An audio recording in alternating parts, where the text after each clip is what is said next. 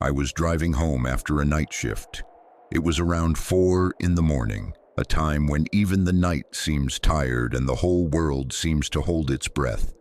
The road was empty, the headlights cutting through the gray fog to reveal patches of wet asphalt, and a thick, heavy haze swallowed everything beyond a few meters.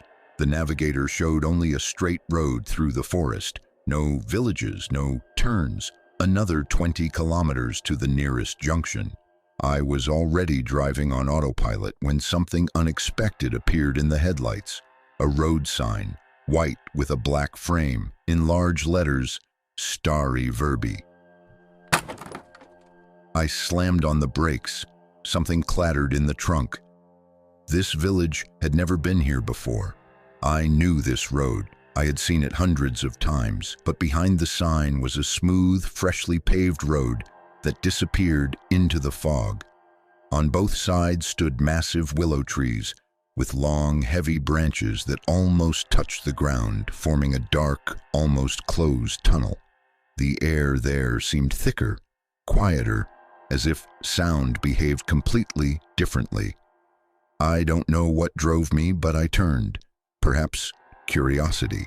I imagined a small village hidden in the fog, warm lights in the windows, a crackling stove, an old dog in the yard. But the further I drove, the more this picture was destroyed. The willow branches bent lower, their wet leaves creaking softly, and although everything was frozen, it seemed to me that somewhere in the depths, someone was repeating the sound of my engine, but with a fraction of a second delay. Finally, the first houses appeared. Old wooden houses with sloping roofs covered with moss. None of them had any lights on. Some windows were boarded up, others had black, empty holes instead of panes.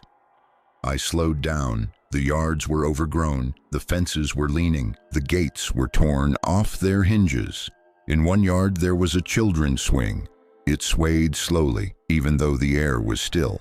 I turned off the music and rolled down the window. Silence, dead silence, and only when I listened closely did I hear a faint sound from the depths of the street, as if someone were dragging a heavy, wet cloth across the ground. The road was too narrow to turn around, so I drove on. The houses were getting darker and older. All the windows were covered with heavy curtains or boards, and the doors were locked with large, rusty bolts. Then I saw a store. A faded sign read, "Groceries." The window was broken, shards of glass littering the ground. And behind them, darkness. Thick, unnatural darkness that even the headlights couldn't penetrate more than a meter. And at that moment, I felt that I was not alone. It was not an illusion. It was as real as the chill that suddenly ran down my spine.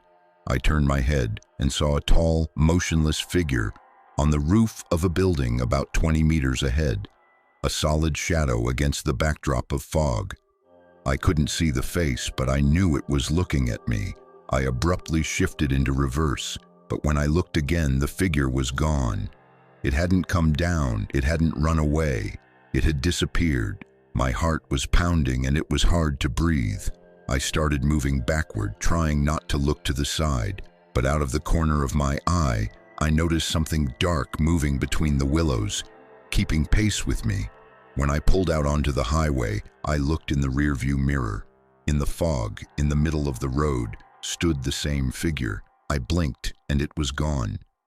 At home, I checked all the maps, even old archives on the internet. No old willows. Nowhere. The next day, I drove along the same road. Fog again. Again, a white sign with a black frame. But this time, in small letters, it said, "They are waiting for you." I slowed down, leaned over to get a closer look at the inscription, and glanced in the rearview mirror out of the corner of my eye. She was standing behind my car, the same tall figure, but now I could see her face.